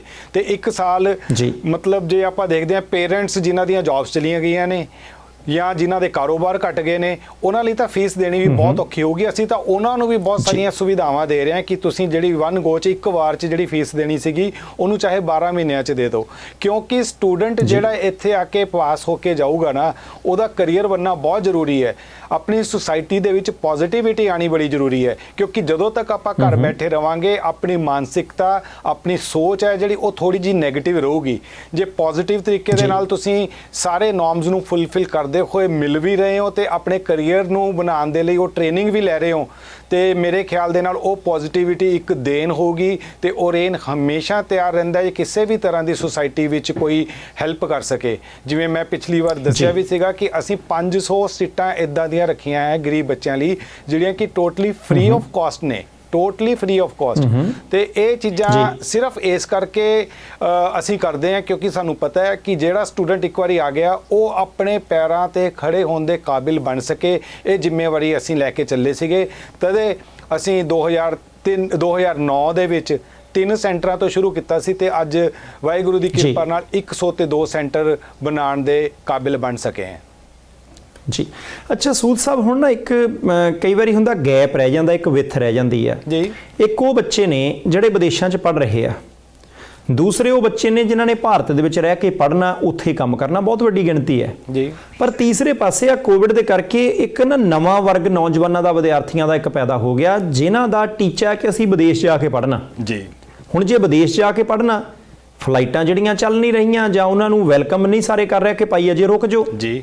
ਹੁਣ ਕਈ ਬੱਚੇ ਇਦਾਂ ਦੇ ਨੇ ਜਿਨ੍ਹਾਂ ਨੂੰ AIP ਅਪਰੂਵ ਹੋ ਗਈ ਹੈ ਪਰ ਬੱਚੇ ਅਜੇ ਜਾ ਨਹੀਂ ਰਹੇ, ਉਹਨਾਂ ਦੇ ਬਾਰੇ ਸੋਚ ਵਿਚਾਰ ਬੜੀ ਘੱਟ ਹੈ ਕਿ ਉਹ ਬੱਚੇ ਕੀ ਕਰਨ ਜੀ। ਹੁਣ ਗੈਪ ਦਾ ਵੀ ਰੌਲਾ ਪੈ ਜਾਣਾ ਕਿ ਕੀ ਕਰੀਏ, ਕੋਈ ਸਕਿੱਲ ਨਹੀਂ ਹਾਸਲ ਕਰ ਸਕਦੇ। ਕਿ ਉਹਨਾਂ ਦੇ ਲਈ ਓਰੇਨ ਦੇ ਕੋਲ, ਦਿਨੇਸ਼ ਸੂਦ ਹੋਰਾਂ ਦੇ ਕੋਲੇ ਤੁਹਾਡੇ ਮਾਈਂਡ ਦੇ ਵਿੱਚ ਮਾੜਾ ਮੋਟਾ ਖਾਨਾ ਕੋਈ ਉਹਨਾਂ ਨੇ ਜੇ ਰੱਖਿਆ, ਜੇ ਕੋਈ ਪ੍ਰਬੰਧ ਹੈਗਾ ਤਾਂ ਦੱਸਿਓ। ਬਿਲਕੁਲ ਜ਼ਰੂਰ ਹੈ ਜੀ। ਇਹ ਜਿਹੜਾ ਸਮਾਂ ਹੈ ਨਾ, ਇਹ ਸਭ ਤੋਂ ਵੱਧ ਦੁਵਿਧਾ ਵਾਲਾ ਬਣਿਆ ਹੋਇਆ ਇਹਨਾਂ ਸਟੂਡੈਂਟਸ ਲਈ ਜਿਨ੍ਹਾਂ ਦੀ ਤੁਸੀਂ ਗੱਲ ਕੀਤੀ ਹੈ ਕਿ ਉਹਨਾਂ ਨੂੰ AIP ਅਪਰੂਵਲ ਇਨ ਪ੍ਰਿੰਸੀਪਲ, ਯਾਨੀ ਕਿ ਉਹਨਾਂ ਦੀ ਐਡਮਿਸ਼ਨ ਹੋ ਗਈ ਹੈ, ਉਹਨਾਂ ਨੂੰ ਸਟੱਡੀ ਪਰਮਿਟ ਮਿਲ ਗਿਆ, ਪਰ ਉਹ ਹਲੇ ਜਾ ਨਹੀਂ ਸਕਦੇ ਜਨਵਰੀ ਤੱਕ। ਉਹ ਹੁਣ ਜਿਹੜਾ ਸਮਾਂ ਹੈ, ਇੱਕ ਤਾਂ ਉਹ ਆਨਲਾਈਨ ਟ੍ਰੇਨਿੰਗ ਲੈ ਰਹੇ ਨੇ ਤੇ ਕਈਆਂ ਦੀ ਆਨਲਾਈਨ ਟ੍ਰੇਨਿੰਗ ਵੀ ਖਤਮ ਹੋ ਗਈ ਹੈ। ਕੋਈ ਕੋਰਸਿਸ ਇਦਾਂ ਦੇ ਸੀਗੇ ਆਨਲਾਈਨ ਤੋਂ ਬਾਅਦ ਹੁਣ ਕਾਲਜ 'ਚ ਜਾ ਕੇ ਹੀ ਪੜ੍ਹ ਸਕਦੇ ਨੇ। ਇਹ ਵਰਗ ਦੇ ਸਟੂਡੈਂਟਸ ਲਈ ਸਭ ਤੋਂ ਇੰਪੋਰਟੈਂਟ ਹੈ ਕਿ ਆਹ 6 ਮਹੀਨੇ 4 ਮਹੀਨੇ ਕੀ ਕੀਤਾ ਜਾਵੇ। ਅਸੀਂ ਬਾਟ ਸਾਹਿਬ ਆਪਣੇ ਇਹਨਾਂ ਸਟੂਡੈਂਟਸ ਨੂੰ ਧਿਆਨ 'ਚ ਰੱਖਦੇ ਹੋਏ ਆਪਣੇ ਕੋਰਸਿਸ 3 ਤੇ 6 ਮਹੀਨਿਆਂ ਦੇ ਇਦਾਂ ਦੇ ਡਿਜ਼ਾਈਨ ਕੀਤੇ ਹੈ ਜਿਹਦੇ ਵਿੱਚ ਸਟੂਡੈਂਟ ਕੈਨੇਡਾ ਤੋਂ ਜਾਣ ਤੋਂ ਪਹਿਲਾਂ ਇੱਕ ਹੁਨਰ ਲੈ ਕੇ ਜਾਵੇ। ਉਹ ਹੁਨਰ ਉਹਦੇ ਲਈ ਇੰਨਾ ਵੱਡਾ ਮਤਲਬ ਸਾਬਿਤ ਹੋ ਸਕਦਾ ਹੈ ਵਰਦਾਨ ਕਿ ਜਦੋਂ ਉਹ ਕੈਨੇਡਾ ਜਾਵੇ ਤੇ ਜਦੋਂ ਉਹ ਆਪਣੀਆਂ ਕਲਾਸਿਸ ਲਗਾਉਣ ਲਈ ਜਾਂਦਾ ਹੈ, ਉਸ ਤੋਂ ਬਾਅਦ ਉਹਨੂੰ ਹਫਤੇ ਵਿੱਚ 20 ਘੰਟੇ ਕੰਮ ਕਰਨ ਦਾ ਮੌਕਾ ਮਿਲਦਾ ਤੇ ਇਹ ਹੁਨਰ ਦੇ ਹੁੰਦੇ ਹੋਏ ਉਹਨਾਂ ਨੂੰ ਜੌਬ ਮਿਲਣੀ ਬਹੁਤ ਸੌਖੀ ਹੋ ਜੂਗੀ। ਮੈਂ ਤਾਂ ਇਹ ਵੀ ਮੰਨਦਾ ਕਿ ਬਹੁਤ ਸਾਰੇ ਸਟੂਡੈਂਟਸ ਇਦਾਂ ਦੇ ਹੋਣਗੇ ਜਿਨ੍ਹਾਂ ਨੂੰ ਇਹ ਹੁਨਰ ਹੀ 3 ਤੋਂ 6 ਮਹੀਨੇ ਦਾ ਜਿਹੜਾ ਉਹਨਾਂ ਨੇ ਲੱਤਾ ਹੋਇਆ ਬਿਊਟੀ ਐਂਡ ਵੈਲਨੈਸ ਦੇ ਵਿੱਚ, ਹੇਅਰ ਬਿਊਟੀ ਮੇਕਅਪ ਜੋ ਵੀ ਉਹਨਾਂ ਦਾ ਟੇਸਟ ਹੈ, ਉਹੀ ਉਹਨਾਂ ਦਾ ਕੈਰੀਅਰ ਬਣ ਸਕਦਾ ਹੈ। ਮੱਕੀ ਲਾਈਫ ਲੌਂਗ ਉਹ ਉਸੇ ਫੀਲਡ ਦੇ ਵਿੱਚ ਆਪਣਾ ਕੈਰੀਅਰ ਬਣਾ ਸਕਦੇ ਨੇ। ਅਸੀਂ ਇਹਦੇ ਨਾਲ ਨਾਲ ਉਹਨਾਂ ਨੂੰ ਥੋੜੀ ਜਿਹੀ ਐਡੀਸ਼ਨਲ ਟ੍ਰੇਨਿੰਗ ਵੀ ਦੇ ਰਹੇ ਹਾਂ, ਉਹਨਾਂ ਨੂੰ ਪਰਸਨੈਲਿਟੀ ਡਿਵੈਲਪਮੈਂਟ ਦੀ, ਕੈਨੇਡਾ ਦੇ ਵਿੱਚ ਕਿਹੜੀਆਂ ਚੀਜ਼ਾਂ ਕਿੱਦਾਂ ਸਮਝੀਆਂ ਜਾਂਦੀਆਂ, ਉੱਥੋਂ ਦਾ ਕਲਚਰ ਕੀ ਹੈ, ਉੱਥੋਂ ਦੇ ਟ੍ਰੈਫਿਕ ਰੂਲਸ ਕੀ ਹੈ, ਉੱਥੋਂ ਦੀ ਜਨਰਲ ਕਾਮਨ ਚੀਜ਼ਾਂ ਦੀਆਂ ਵੀ ਅਸੀਂ ਉਹਨਾਂ ਨੂੰ ਨੌਲੇਜ ਦੇ ਰਹੇ ਹਾਂ ਤਾਂ ਕਿ ਉੱਥੇ ਜਾ ਕੇ ਜਿਹੜੇ ਛੋਟੇ-ਮੋਟੇ ਚੈਲੰਜਸ ਆਉਂਦੇ ਨੇ ਉਹ ਉਹਨਾਂ ਨੂੰ ਫੇਸ ਨਾ ਕਰਨੇ ਪੈਣ। ਸੋ ਇਹਨਾਂ ਤੋਂ ਬਿਨਾ ਉਹ ਵੀ ਸਟੂਡੈਂਟਸ ਨੇ ਜਿਨ੍ਹਾਂ ਦੇ ਵੀਜ਼ੇ ਨਹੀਂ ਲੱਗੇ, AIP ਨਹੀਂ ਮਿਲੀ, ਜਾਂ ਜਿਹੜੇ +2 ਪਾਸ ਨੇ ਬਾਹਰ ਜਾਣਾ ਚਾਹੁੰਦੇ ਨੇ, ਜਾਂ ਆਈਲੈਟਸ ਉਹਨਾਂ ਦੀ ਖਤਮ ਹੋ ਚੁੱਕੀ ਹੈ, ਉਹ ਹੁਣ ਜਾਂ ਤਾਂ ਗ੍ਰੈਜੂਏਸ਼ਨ ਕਰਨ ਲਈ ਫਸਟ ਈਅਰ 'ਚ ਜਾਣਗੇ, ਫਿਰ ਫਸਟ ਈਅਰ ਤੋਂ ਬਾਅਦ ਫਿਰ ਕੈਨੇਡਾ ਜਾਣ ਦੀ ਪਲਾਨਿੰਗ ਕਰਦੇ ਆ, ਤੇ ਉਹਨਾਂ ਲਈ ਉਹ 1 ਸਾਲ ਖਰਾਬ ਹੋ ਜਾਂਦਾ ਹੈ, ਕਿਉਂਕਿ ਆਪਣੇ ਹਲੇ ਇੱਥੇ ਉਹਦਾ ਐਜੂਕੇਸ਼ਨ ਸਿਸਟਮ ਇੱਦਾਂ ਦਾ ਹੈ, ਜਾਂ ਤਾਂ ਤੁਸੀਂ ਗ੍ਰੈਜੂਏਟ ਹੋ ਜਾਂ ਅੰਡਰ ਗ੍ਰੈਜੂਏਟ ਹੋ। ਹੁਣ ਉਹ 1 ਸਾਲ ਕਿਤੇ ਵੀ ਗ੍ਰੈਜੂਏਸ਼ਨ ਜਾਂ ਕਾਲਜ 'ਚ ਲਾ ਕੇ ਆਪਣਾ ਜਿਹੜਾ ਉਹ ਗੈਪ ਹੈ ਉਹ ਪੂਰਾ ਕਰਨ ਦੇ ਲਈ ਤੁਸੀਂ ਆਪਣੀ ਲਾਈਫ ਦਾ 1 ਸਾਲ ਹੋਰ ਖਰਾਬ ਕਰ ਰਹੇ ਹੋ। ਮੈਂ ਸਟੂਡੈਂਟਸ ਨੂੰ ਇਹ ਕੰਮ ਆਉਣਾ ਨਹੀਂ, ਯੈਸ, ਉਹ ਕੰਮ ਨਹੀਂ ਆਉਣਾ ਕਿਤੇ। ਮੈਂ ਸਟੂਡੈਂਟਸ ਨੂੰ ਇਹ ਸਲਾਹ ਦੇਣਾ ਚਾਹੁੰਦਾ ਕਿ ਤੁਸੀਂ ਅਪਰੂਵਡ ਟ੍ਰੇਨਿੰਗ ਸਕੂਲਸ ਜਿਹੜੇ ਕਿ ਗਵਰਨਮੈਂਟ ਆਫ ਇੰਡੀਆ ਤੋਂ ਨੇ, ਉੱਥੋਂ ਜਾ ਕੇ ਆਪਣੇ ਮਨਪਸੰਦ ਦਾ ਕੋਰਸ ਕਰੋ। ਤੁਹਾਡਾ ਗੈਪ ਈਅਰ ਵੀ ਖਤਮ ਹੁੰਦਾ ਇਹਦੇ ਨਾਲ, ਤੇ ਨਾਲ ਦੀ ਨਾਲ ਤੁਹਾਡੇ ਕੋਲ ਇਦਾਂ ਦਾ ਸਕਿੱਲ ਆ ਜਾਊਗਾ ਜਿਹੜਾ ਕਿ ਮੈਨੂੰ ਲੱਗਦਾ ਹੈ, ਕਿਉਂਕਿ ਵਿਦੇਸ਼ਾਂ ਵਿੱਚ ਤੁਸੀਂ WhatsApp ਜ਼ਿਆਦਾ ਚੰਗੀ ਤਰ੍ਹਾਂ ਜਾਣਦੇ ਹੋ ਕਿ ਇਦਾਂ ਕਿਸੇ ਵੀ ਸਕਿੱਲ ਦੀ ਮਾਨਤਾ ਬਹੁਤ ਜ਼ਿਆਦਾ ਹੈ, ਰਿਸਪੈਕਟ ਬਹੁਤ ਜ਼ਿਆਦਾ ਹੈ, ਤੇ ਉਹ ਉਹਨਾਂ ਦੇ ਲਈ ਐਡੀਸ਼ਨਲ ਬੈਨੀਫਿਟ ਹੈ। ਸੋ ਆਈ ਰਿਕੁਐਸਟ ਪੇਰੈਂਟਸ ਨੂੰ ਮੈਂ ਖਾਸ ਤੌਰ ਤੇ ਕਹਿ ਰਹੇ ਹਾਂ, ਤੇ ਨਾਲ ਦੀ ਨਾਲ ਸਟੂਡੈਂਟਸ ਨੂੰ ਕਹਿ ਰਹੇ ਹਾਂ ਕਿ ਤੁਸੀਂ ਇਸ ਚੀਜ਼ ਨੂੰ ਚੰਗੀ ਤਰ੍ਹਾਂ ਸਮਝੋ, ਕਿਉਂਕਿ ਕਈ ਵਾਰੀ ਹੁੰਦਾ ਹੈ ਬਹੁਤ ਸਾਰੇ ਜਿਹੜੇ ਆਪਣੇ ਏਜੰਟਸ ਨੇ, ਕਿਉਂਕਿ ਇੱਥੇ ਏਜੰਟਸ ਦੀ ਬਹੁਤ ਭਰਮਾਰ ਹੈ, ਉਹ WhatsApp ਇੱਕ ਹੋਰ ਵਰਗ ਇਦਾਂ ਦਾ ਬਣਦਾ ਵੈ ਕਿ ਏਜੰਟ ਸਲਾਹ ਦਿੰਦੇ ਨੇ ਤੁਸੀਂ ਕਿਤੋਂ ਸਰਟੀਫਿਕੇਟ ਲੈ ਲਓ, ਤੁਹਾਡਾ ਗੈਪ ਨਾ ਬਣੇ। ਤੇ ਆਪਣਾ ਜਿਹੜੀ ਐਮਬੈਸੀ ਦੇ ਉਹਨਾਂ ਦੇ ਇੰਟਰਨਲ ਸੋਰਸਿਸ ਤੋਂ ਇਹ ਪਤਾ ਲੱਗਾ ਕਿ ਖਾਸ ਕਰਕੇ ਨਾਰਥ ਇੰਡੀਆ, ਪੰਜਾਬ ਦੇ ਸਟੂਡੈਂਟਸ ਦੇ 50% ਕਾਗਜ਼ ਫੇਕ ਪਾਏ ਜਾਂਦੇ ਹੈ, ਤੇ ਉਹ ਭੋਲੇ ਭਾਲੇ ਵਿਦਿਆਰਥੀ ਹੁੰਦੇ ਆ, ਉਹਨਾਂ ਨੂੰ ਹੁੰਦਾ ਮੇਰਾ ਸਾਲ ਖਰਾਬ ਨਾ ਹੋ ਜੇ, ਮੈਂ ਕਿਤੋਂ ਨਾ ਕਿਤੋਂ ਸਰਟੀਫਿਕੇਟ ਬਣਵਾ ਲਵਾਂ। ਮੈਂ ਰਿਕੁਐਸਟ ਕਰੂੰਗਾ ਤੁਸੀਂ ਸਰਟੀਫਿਕੇਟ ਬਣਵਾਉਣ ਪਿੱਛੇ ਨਾ ਜਾਓ, ਤੁਸੀਂ ਸਰਟੀਫਿਕੇਟ ਅਰਨ ਕਰੋ, ਉੱਥੇ ਜਾ ਕੇ ਸਿੱਖੋ। ਇੱਕ ਤਾਂ ਤੁਹਾਨੂੰ ਕੁਝ ਨਾ ਕੁਝ ਸਿੱਖਣ ਨੂੰ ਮਿਲੂਗਾ, ਇੱਕ ਤੁਹਾਡੇ ਕੋਲ ਓਰੀਜਨਲ ਸਰਟੀਫਿਕੇਟ ਹੋਊਗਾ ਜਿਹਨੂੰ ਕਦੀ ਕੋਈ ਚੈਲੰਜ ਨਹੀਂ ਕਰ ਸਕੂਗਾ, ਤੇ ਲਾਈਫ ਲੌਂਗ ਤਾਂ ਤੁਹਾਡੇ ਲਈ ਇੱਕ ਐਸੈਟ ਵੀ ਬਣਦਾ ਵੇ। ਇਹ ਬਿਲਕੁਲ ਸੂਦ ਸਾਹਿਬ ਤੁਹਾਡੀ ਗੱਲ ਦਰੁਸਤ ਹੈ ਕਿ ਜ਼ਰੂਰੀ ਨਹੀਂ ਹੈ ਕਿ ਵੀਜ਼ੇ ਦੇ ਵੇਲੇ ਹੀ, ਕਈ ਵਾਰੀ ਜੇ ਵੀਜ਼ਾ ਲੱਗ ਵੀ ਗਿਆ, ਤੁਸੀਂ ਕੋਈ ਜਾਲੀ ਨਾਲ ਲਾਇਆ, ਪਤਾ ਨਹੀਂ ਜਦੋਂ PR ਲੈਣੀ ਆ ਸਿਟੀਜ਼ਨ ਹੋਣਾ, ਉਦੋਂ ਤੱਕ ਵੀ ਪੰਗੇ ਪੈ ਜਾਂਦੇ ਆ।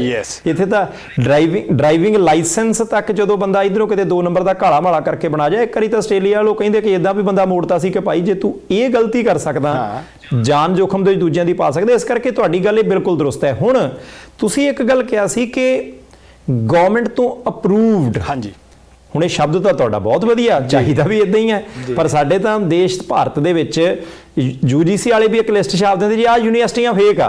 ਹੁਣ ਆਮ ਬੰਦਾ ਕਿਵੇਂ ਪਤਾ ਕਰੇ ਕਿ ਆਹ ਜਿਹੜਾ ਕੋਰਸ ਆ ਉਹ ਗਵਰਨਮੈਂਟ ਤੋਂ ਅਪਰੂਵਡ ਆ ਕਿ ਨਹੀਂ? ਕੋਈ ਢੰਗ ਤਰੀਕਾ ਜਾਂ ਜੇ ਹੈ ਤਾਂ ਦੱਸ ਦਿਓ। ਉਹਦੇ ਲਈ ਬੜਾ ਆਸਾਨ ਤਰੀਕਾ ਹੈ, ਉਹ ਜਿਹੜੇ ਵੀ ਇੰਸਟੀਚਿਊਟ ਦੇ ਵਿੱਚ ਜਾਂਦਾ ਉਹਦੀ ਵੈਬਸਾਈਟ ਤੇ ਜਾਵੇ, ਉੱਤੇ ਉਹਨਾਂ ਨੇ ਮੈਂਸ਼ਨ ਜ਼ਰੂਰ ਕੀਤਾ ਹੁੰਦਾ ਵੀ ਅਸੀਂ ਗਵਰਨਮੈਂਟ ਆਫ ਇੰਡੀਆ ਤੋਂ ਅਪਰੂਵਡ ਹੈ, ਜਾਂ NSDC ਤੋਂ, ਜਿਹੜਾ ਕਿ government of India the he body ਹੈ ਜਿਹੜੀ ਕਿ ਸਕਿੱਲ ਦੇ ਲਈ ਕੰਮ ਕਰਦੀ ਪਈ ਹੈ। NSDC ਦੇ ਪੋਰਟਲ ਤੇ ਜਾ ਕੇ ਉਹ ਉਸ ਇੰਸਟੀਚਿਊਟ ਦੇ ਚੈੱਕ ਕਰ ਸਕਦਾ ਹੈ ਕਿ ਸਪੋਜ਼ ਕਰੋ ਓਰੇਨ ਦੀ ਆਪਾਂ ਗੱਲ ਕਰਦੇ ਹਾਂ, ਉੱਥੇ ਜਾ ਕੇ ਟਾਈਪ ਕਰੇ ਆਪਣਾ ਗੂਗਲ ਦੇ ਵਿੱਚ ਜਾ ਕੇ ਇਜ਼ ਓਰੇਨ ਅਪਰੂਵਡ ਫਰੋਮ NSDC, ਜਾਂ NSDC ਦੀ ਵੈਬਸਾਈਟ ਤੇ ਜਾ ਕੇ ਅਪਰੂਵਡ ਟ੍ਰੇਨਿੰਗ ਪਾਰਟਨਰਸ ਦੀ ਇੱਕ ਲਿਸਟ ਆਉਂਦੀ ਹੈ। ਉਹ ਟ੍ਰੇਨਿੰਗ ਪਾਰਟਨਰ ਦੀ ਲਿਸਟ ਤੇ ਜਾ ਕੇ ਜਿਹੜਾ ਵੀ ਇੰਸਟੀਚਿਊਟ ਹੈ ਉਹਦਾ ਨਾਮ ਟਾਈਪ ਕਰੂਗਾ, ਸਾਹਮਣੇ ਪਤਾ ਲੱਗ ਜਾਊਗਾ ਵੀ ਉਹ ਅਪਰੂਵਡ ਹੈਗਾ ਕਿ ਨਹੀਂ। ਫਿਰ ਉਹ ਉਸ ਕਾਲਜ ਕੋਲ ਜਾਵੇ ਵੀ ਜੀ ਮੈਂ ਇਹ ਸਟੱਡੀ ਕੀਤੀ ਹੈ, ਵੀ ਤੁਹਾਡਾ ਨਾਮ ਲਿਸਟ ਵਿੱਚ ਨਹੀਂ ਆ ਰਿਹਾ, ਤੇ ਉਹ ਫਿਰ ਰਿਸਪੌਂਸਿਬਿਲਟੀ ਇੰਸਟੀਚਿਊਟ ਦੀ ਬਣਦੀ ਹੈ। ਉਹਨਾਂ ਕੋਲੋਂ ਰਿਟਰਨ ਚ ਲਵੇ ਕਿ ਮੈਂ ਟ੍ਰੇਨਿੰਗ ਪਾਰਟਨਰ ਹੈਗਾ ਕਿ ਨਹੀਂ, ਕਿਉਂਕਿ ਤੁਸੀਂ ਬਹੁਤ ਸਹੀ ਕਿਹਾ, ਜਿਹੜਾ ਵੀ ਇੰਸਟੀਚਿਊਟ ਹੈ ਉਹ ਇਹ ਜ਼ਰੂਰ ਕਹੂਗਾ ਜੀ ਮੈਂ ਅਪਰੂਵਡ ਹੈ, ਠੀਕ ਹੈ, ਕਿਉਂਕਿ ਉਹਦਾ ਪੈਰਾਮੀਟਰ ਚੈੱਕ ਕਰਨ ਦਾ ਇੰਨਾ ਸੌਖਾ ਨਹੀਂ ਹੁੰਦਾ, ਜਾਂ ਦੱਸਿਆ ਹੀ ਨਹੀਂ ਜਾਂਦਾ ਕੀ ਹੈ, ਤੇ ਉਹਨਾਂ ਕੋਲ ਰਿਟਰਨ ਚ ਲਵੇ ਜੀ ਤੁਸੀਂ ਮੈਨੂੰ ਪਲੀਜ਼, ਮੈਂ ਐਡਮਿਸ਼ਨ ਲਾਉਣ ਲਈ ਤਿਆਰ ਹੈ, ਤੁਸੀਂ ਮੈਨੂੰ ਪਲੀਜ਼ ਰਿਟਰਨ ਦੇ ਦਿਓ ਕਿ ਇਹ ਗਵਰਨਮੈਂਟ ਤੋਂ ਅਪਰੂਵਡ ਹੈ ਜਾਂ NSDC ਤੋਂ ਅਪਰੂਵਡ ਹੈ। ਯੈਸ ਜੀ, ਬਿਲਕੁਲ ਸੂਦ ਸਾਹਿਬ। ਤੇ ਹੁਣ ਕਿਉਂਕਿ ਮੈਨੂੰ ਥੋੜਾ ਰਹਿੰਦਾ ਰਹਿੰਦਾ ਅਜੇ, ਕਿਉਂਕਿ ਉਮਰ ਬਹੁਤੀ ਨਹੀਂ ਹੋਈ, ਕਈ ਚੀਜ਼ਾਂ ਚੇਤਾ ਰਹਿ ਜਾਂਦੀਆਂ। ਤੁਸੀਂ ਪਿਛਲੀ ਵਾਰੀ ਇਹ ਕਿਹਾ ਸੀ ਕਿ ਤੁਹਾਡਾ ਕੈਨੇਡਾ ਦੇ ਵਿੱਚ ਵੀ ਕਾਲਜ ਹੈਗਾ। ਹਾਂਜੀ, ਹੁਣ ਮੈਂ ਉਹੀ ਪੁੱਛਣ ਲੱਗਾ ਸੀ ਕਿ ਕੈਨੇਡਾ ਦੇ ਵਿੱਚ ਇਹ ਕਾਲਜ ਹੈਗਾ, ਇੱਥੇ ਵੀ ਬਹੁਤ ਸਾਰੇ ਕਾਲਜ ਜਿਹੜੇ ਉਹ ਜਾਂ ਤਾਂ ਬੰਦ ਪਏ ਜਾਂ ਆਨਲਾਈਨ ਪੜ੍ਹਾਉਂਦੇ ਜਾਂ ਇਹ ਸਾਰਾ ਕੁਝ ਹੈਗਾ। ਹੁਣ ਉਹ ਜਿਹੜਾ ਤੁਹਾਡੇ ਵਾਲਾ ਕਾਲਜ ਹੈ, ਕੀ ਉਹ ਬੰਦ ਹੈ, ਚੱਲਦਾ ਹੈ? ਜੇ ਚੱਲਦਾ ਹੈ, ਐਡਮਿਸ਼ਨ ਚੱਲ ਰਹੇ ਹੈ, ਕਿਹੜੇ ਇਨਟੇਕ ਦੇ ਚੱਲ ਰਹੇ ਹੈ, ਉਹ ਸਾਰੀਆਂ ਗੱਲਾਂ ਜਿਹੜੀਆਂ ਖੁੱਲ੍ਹ ਕੇ ਸਮਝਾ ਦਿਓ। ਬਿਲਕੁਲ ਜੀ, ਚੰਗੀ ਤਰ੍ਹਾਂ ਕਾਲਜ ਜਿਹੜਾ ਸਾਡਾ ਉਹਦੀ ਐਡਮਿਸ਼ਨ ਸੈਪਟੰਬਰ ਇਨਟੇਕ ਦੀ ਵੀ ਚੱਲ ਰਹੀ ਹੈ। ਸਿਰਫ ਥੋੜੇ ਦਿਨ ਰਹਿ ਗਏ ਨੇ, 15 ਸੈਪਟੰਬਰ ਤੱਕ। ਕੱਲ ਵੀ ਕੁਝ AIP ਆਈਆਂ ਨੇ ਸਾਡੇ ਸਟੂਡੈਂਟਸ ਦੀਆਂ, ਤੇ ਉਹ ਹੁਣ ਬੈਨੀਫਿਟ ਦੇਖੋ ਕੀ ਹੈ, ਇਹਨਾਂ ਕੁਦਰਤ ਵੱਲੋਂ ਇੱਕ ਬਣਿਆ ਸਬਬ ਕਿ 21 ਸਤੰਬਰ ਤੋਂ ਸਾਡੇ ਇੱਥੋਂ ਦੇ ਲੋਕਲ ਇੰਸਟੀਚਿਊਟ ਖੁੱਲ੍ਹ ਜਾਣੇ ਹੈ, ਰਾਈਟ। ਤੇ ਜਿਹੜੇ ਸਟੂਡੈਂਟਸ ਦੀ AIP ਆ ਗਈ, ਉਹਦੇ ਲਈ ਹੁਣ ਇੱਕ ਤਾਂ ਆਪਸ਼ਨ ਸੀਗੀ ਕਿ ਉਹ ਆਨਲਾਈਨ ਟ੍ਰੇਨਿੰਗ ਲੈ ਸਕਦਾ, ਜਿਹੜੀ ਕਿ ਗਵਰਨਮੈਂਟ ਆਫ ਕੈਨੇਡਾ ਗਵਰਨਮੈਂਟ ਕਹਿ ਰਹੀ ਹੈ ਕਿ ਤੁਸੀਂ ਆਨਲਾਈਨ ਟ੍ਰੇਨਿੰਗ ਦੇਵੋ। ਅਸੀਂ ਉਹਨਾਂ ਸਟੂਡੈਂਟਸ ਨੂੰ ਆਨਲਾਈਨ ਟ੍ਰੇਨਿੰਗ ਦੇ ਵਿੱਚ ਕੁਝ ਨਾ ਕੁਝ ਘਾਟ ਰਹਿ ਜਾਂਦੀ ਹੈ, ਉਹ ਚੀਜ਼ ਨਹੀਂ ਬਣ ਪਾਉਂਦੀ। ਅਸੀਂ ਉਹਨਾਂ ਸਟੂਡੈਂਟਸ ਨੂੰ ਆਪਣੇ ਇਹਨਾਂ ਜਿਹੜੇ ਸਾਡੇ 102 ਸੈਂਟਰ ਨੇ, ਜਿਹਦਾ ਵੀ ਸੈਂਟਰ ਦੇ ਨੇੜੇ, ਘਰ ਦੇ ਨੇੜੇ ਸੈਂਟਰ ਹੋਊਗਾ, ਉਹ ਉੱਥੇ ਜਾ ਕੇ ਸਪੈਸ਼ਲ ਟ੍ਰੇਨਿੰਗ ਆਪਣੀ ਆਨਲਾਈਨ ਦੇ ਨਾਲ ਪ੍ਰੈਕਟੀਕਲ ਟ੍ਰੇਨਿੰਗ ਤੇ ਆਪਣੇ ਸਾਰੇ ਡਾਊਟ ਉੱਥੇ ਜਾ ਕੇ ਕਲੀਅਰ ਕਰ ਸਕਦਾ ਹੈ ਜੀ। ਸੋ 15 ਸਤੰਬਰ ਤੱਕ ਦਾ ਟਾਈਮ ਹੈਗਾ, ਜੇ ਕੋਈ ਸਟੂਡੈਂਟ ਹਲੇ ਵੀ ਚਾਹੁੰਦਾ ਹੈ। ਅਪਾਰਟ ਫਰੋਮ ਦੈਟ ਜਿਹੜਾ ਜਨਵਰੀ ਇਨਟੇਕ ਹੈ ਉਹਦੀਆਂ ਐਡਮਿਸ਼ਨਸ ਵੀ ਓਪਨ ਹੋ ਗਈਆਂ ਵੈ, ਤੇ ਕਿਉਂਕਿ ਸੀਟ ਸਾਡੀਆਂ ਲਿਮਿਟਿਡ ਨੇ, ਕਿਉਂਕਿ ਅਸੀਂ ਸਕਿੱਲ ਦੇ ਵਿੱਚ ਹੈ, ਵੋਕੇਸ਼ਨਲ ਟ੍ਰੇਨਿੰਗ ਹੈ, ਹਲੇ ਅਸੀਂ ਦੂਜਾ ਕਾਲਜ ਖੋਲ੍ਹਣਾ ਵੈ ਸਰੀ ਦੇ ਵਿੱਚ ਤੇ ਹੋਰ ਲੋਕੇਸ਼ਨਸ ਦੇ ਵਿੱਚ, ਤੇ ਲਿਮਿਟਿਡ ਸੀਟਾਂ ਨੇ ਸਾਡੇ ਕੋਲ, ਤੇ ਉਹ ਵੀ ਬੜੀ ਜਲਦੀ ਲੋਕਾਂ ਦੀ ਇੰਟਰਸਟ ਹੋ ਜਾਂਦਾ। ਤੇ ਮੈਂ ਕਹੂੰਗਾ ਸਟੂਡੈਂਟਸ ਨੂੰ ਜੇ ਇੰਟਰਸਟਿਡ ਨੇ ਉਹ ਆਪਣੀ ਐਪਲੀਕੇਸ਼ਨ ਜ਼ਰੂਰ ਲਾ ਲੈਣ, ਤੇ ਜੇ ਉਹਨਾਂ ਦਾ ਪਾਸਟ ਟਰੈਕ ਬਿਊਟੀ ਫੀਲਡ ਦਾ ਨਹੀਂ ਹੈਗਾ ਤੇ ਉਹਨਾਂ ਲਈ ਬਹੁਤ ਵਧੀਆ ਓਪਰਚੁਨਿਟੀ ਹੈ ਕਿ ਉਹ ਹੁਣ ਔਰ ਇਹਦੇ ਇੰਡੀਆ ਦੇ ਵਿੱਚ ਕਿਸੇ ਸਕੂਲ ਦੇ ਵਿੱਚ ਐਡਮਿਸ਼ਨ ਲੈ ਲੈਣ, ਤੇ ਜਦੋਂ ਤੱਕ ਉਹਨਾਂ ਨੇ ਜਨਵਰੀ ਲਈ ਅਪਲਾਈ ਕਰਨਾ ਇਨਟੇਕ ਲਈ, ਉਹਨਾਂ ਦਾ ਇੱਕ ਟਰੈਕ ਰਿਕਾਰਡ ਬਣ ਜਾਊਗਾ ਕਿ ਜਿਹੜਾ ਕਿ ਵੀਜ਼ਾ ਆਫੀਸਰ ਲਈ ਬਹੁਤ ਜ਼ਰੂਰੀ ਹੁੰਦਾ ਹੈ ਕਿ ਇਹ ਸਟੂਡੈਂਟ ਸ਼ੁਰੂ ਤੋਂ ਹੀ ਇਸ ਫੀਲਡ ਵਿੱਚ ਇੰਟਰਸਟਿਡ ਸੀਗਾ, ਤੇ ਉਹਦੇ ਲਈ ਵਰਕ ਪਰਮਿਟ, ਸਟੱਡੀ ਪਰਮਿਟ ਮਿਲਣਾ ਬਹੁਤ ਜ਼ਿਆਦਾ ਸੌਖਾ ਹੋ ਜਾਊਗਾ। ਸੂਦ ਸਾਹਿਬ, ਤੁਸੀਂ ਕਹਿਤਾ ਅਸੀਂ ਮੰਨ ਲਿਆ, ਪਰ ਮੈਂ ਹਮੇਸ਼ਾ ਸਾਰਿਆਂ ਨੂੰ ਕਹਿੰਦਾ ਹੁੰਦਾ ਕਿ ਸੋਚ ਵਿਚਾਰ ਕੇ ਕਰਨਾ। ਤੇ ਹੁਣ ਮੈਂ ਸੂਦ ਸਾਹਿਬ ਤੋਂ ਪੁੱਛਣ ਲੱਗਾ ਆਖਰੀ ਸਵਾਲ ਕਿ ਟੈਲੀਫੋਨ ਨੰਬਰ, ਕੋਈ ਵੈਬਸਾਈਟ, ਕੋਈ ਈਮੇਲ, ਕੋਈ ਅਤਾ ਪਤਾ ਜਿੱਥੋਂ ਸਾਡੇ ਪੰਜਾਬ ਵਾਲੇ, ਭਾਰਤ ਵਾਲੇ ਜਿਹੜਾ ਜਾ ਕੇ ਪਤਾ ਕਰ ਲੈਣ ਕਿ ਭਾਈ ਜਿਹੜੇ ਇਹ ਇੰਸਟੀਟਿਊਸ਼ਨਸ ਕਹਿੰਦੇ ਨੇ ਉਹ ਕਿੱਥੇ ਨੇ। ਜੇ ਕਿਸੇ ਨੇ ਪਤਾ ਕਰਨਾ ਹੈ ਕਿ ਭਾਈ ਕਿਹੜਾ ਕੋਰਸ ਹੈ, ਕਿੰਨੀ ਫੀਸ ਹੈ, ਕੋਈ ਬੰਦਾ ਅਫੋਰਡ ਕਰ ਸਕਦਾ ਕਿ ਨਹੀਂ, ਆ ਜਿਹੜੀਆਂ ਕਿਸ਼ਤਾਂ ਇਹਨਾਂ ਨੇ ਕਿਹਾ ਸੀ ਕਿ ਭਾਈ ਇੱਕ ਵਾਰੀ ਦੀ ਫੀਸ 12 ਵਾਰੀ 'ਚ ਭਾਵੇਂ ਦੇ ਦਿਓ ਤੁਸੀਂ, ਉਹ ਸਾਰਾ ਕੁਝ ਪਤਾ ਥੋ ਕਰਨਾ। ਜਿਹੜਾ ਮੈਂ ਇਹਨਾਂ ਤੋਂ ਐਡਰੈਸ ਲੈਣ ਲੱਗਾ, ਟੈਲੀਫੋਨ ਨੰਬਰ ਲੈਣ ਲੱਗਾ, ਤੁਸੀਂ ਪ੍ਰੋਗਰਾਮ ਦੇ ਥੱਲੇ ਟਿੱਪਣੀਆਂ ਲਿਖ ਦਿਓ। ਜੇ ਬਾਅਦ ਘਾਟ ਹੋਈ ਤਾਂ ਆਪਾਂ ਸੂਦ ਸਾਹਿਬ ਨੂੰ ਕੁਰਸੀ 'ਤੇ ਲਿਆ ਕੇ ਫੇਰ ਬਿਠਾ ਲੈਣਾ। ਦੱਸਿਓ ਜੀ। ਡੈਫੀਨੇਟਲੀ ਜੀ, ਫੋਨ ਨੰਬਰ ਸਾਡਾ ਸਕਰੀਨ ਤੇ ਤੁਹਾਡੇ ਹੈਗਾ, oren.com ਵੈਬਸਾਈਟ ਹੈ। ਪਰ ਜਿਹੜੀ ਸਭ ਤੋਂ ਇੰਪੋਰਟੈਂਟ ਗੱਲ ਹੈ ਸਟੂਡੈਂਟਸ ਨੂੰ, ਪੇਰੈਂਟਸ ਨੂੰ ਮੰਨਣੀ ਸਮਝਣੀ ਚਾਹੀਦੀ ਹੈ ਕਿ ਸਿਰਫ ਐਡਮਿਸ਼ਨ ਲੈਣ ਦੇ ਨਾਲ ਕਰੀਅਰ ਨਹੀਂ ਬਣਦਾ। ਸਟੂਡੈਂਟਸ ਨੂੰ ਪੂਰੀ ਮਿਹਨਤ ਕਰਨੀ ਪੈਂਦੀ ਹੈ। ਜੇ ਮਿਹਨਤ ਕਰੋਗੇ ਇਸ ਫੀਲਡ ਦੇ ਵਿੱਚ ਜਿਹੜੀਆਂ ਸੰਭਾਵਨਾਵਾਂ ਨੇ ਉਹ ਅਪਾਰ ਨੇ, ਤੇ ਅਸੀਂ ਓਰੇਨ ਦੇ ਵਿੱਚ ਕੋਸ਼ਿਸ਼ ਕਰੀਦੀ ਹੈ ਕਿ ਵਰਲਡ ਲੈਵਲ ਤੇ ਜਿਹੜੀਆਂ ਵੀ ਬੈਸਟ ਪੋਸੀਬਲ ਪ੍ਰੈਕਟਿਸਿਸ ਨੇ, ਬੈਸਟ ਪੋਸੀਬਲ ਇਕਵਿਪਮੈਂਟ ਨੇ ਤੇ ਟ੍ਰੇਨਰਸ ਨੇ, ਉਹ ਅਸੀਂ ਤੁਹਾਨੂੰ ਦੇਣ ਦੀ ਜ਼ਿੰਮੇਵਾਰੀ ਰੱਖਦੇ ਹਾਂ। ਜੇ ਤੁਸੀਂ ਮਿਹਨਤ ਕਰਦੇ ਹੋ, ਕਿਉਂਕਿ ਪੈਸੇ ਬਹੁਤ ਮਿਹਨਤ ਨਾਲ ਕਮਾ ਕੇ ਪੇਰੈਂਟਸ ਦਿੰਦੇ ਨੇ, ਫੀਸਾਂ ਬਹੁਤ ਭਾਰੀ ਫੀਸਾਂ ਹੁੰਦੀਆਂ ਨੇ, ਤੇ ਉਹ ਸਟੂਡੈਂਟ ਚੰਗੀ ਨਾਲ ਤਸੱਲੀ ਤਰ੍ਹਾਂ ਸੋਚ ਸਮਝ ਕੇ ਐਡਮਿਸ਼ਨ ਲੈਣ, ਤੇ ਉਸ ਤੋਂ ਬਾਅਦ ਇੱਕ ਵਾਰੀ 6 ਮਹੀਨੇ 8 ਮਹੀਨੇ ਦੱਬ ਕੇ ਲਾ ਦੇਣ, ਫਿਰ ਸਾਰੀ ਉਮਰ ਤੁਹਾਨੂੰ ਪਰੇਸ਼ਾਨੀ ਦੀ ਲੋੜ ਨਹੀਂ ਪਊਗੀ। ਕਿਉਂਕਿ ਹੁਨਰ ਹੈ ਤਾਂ ਕਦਰ ਹੈ, ਤੇ ਹੁਨਰ ਹੋਊਗਾ ਤੇ ਤੁਸੀਂ ਵਰਲਡ 'ਚ ਕਿਤੇ ਜਾ ਕੇ ਵੀ ਕੰਮ ਕਰ ਸਕਦੇ ਹੋ, ਕਿਤੇ ਵੀ। ਜੀ ਬਿਲਕੁਲ ਸੂਦ ਸਾਹਿਬ, ਤੁਸੀਂ ਜਾਣਕਾਰੀ ਦਿੱਤੀ, ਤੁਹਾਡਾ ਧੰਨਵਾਦ, ਤੇ ਆਉਣ ਵਾਲੇ ਦਿਨਾਂ 'ਚ ਦੁਬਾਰਾ ਮੁਲਾਕਾਤਾਂ ਹੋਣਗੀਆਂ। ਸ਼ੁਕਰੀਆ ਜੀ। ਥੈਂਕ ਯੂ ਬਾਟ ਸਾਹਿਬ ਜੀ।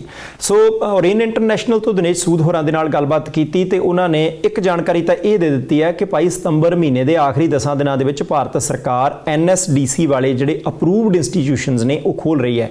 ਹੁਣ ਉਹ ਤੁਸੀਂ ਦੇਖਣਾ ਹੈ ਕਿ ਭਾਈ ਉਹ ਕਿਹੜੇ ਨੇ, ਕਿਉਂਕਿ ਸਿਰਫ ਉਹੀ ਖੁੱਲ੍ਹ ਰਹੇ ਆ। ਕੁਝ ਉਹਨਾਂ ਦੇ ਦਿਸ਼ਾ ਨਿਰਦੇਸ਼ ਹੋਣਗੇ ਕਿ ਭਾਈ ਉਹ ਕਿਵੇਂ ਖੁੱਲ੍ਹ ਸਕਦੇ ਆ, ਉੱਥੇ ਕਿਵੇਂ ਦੀਆਂ ਤਿਆਰੀਆਂ ਜਿਹੜੀਆਂ ਚਾਹੀਦੀਆਂ।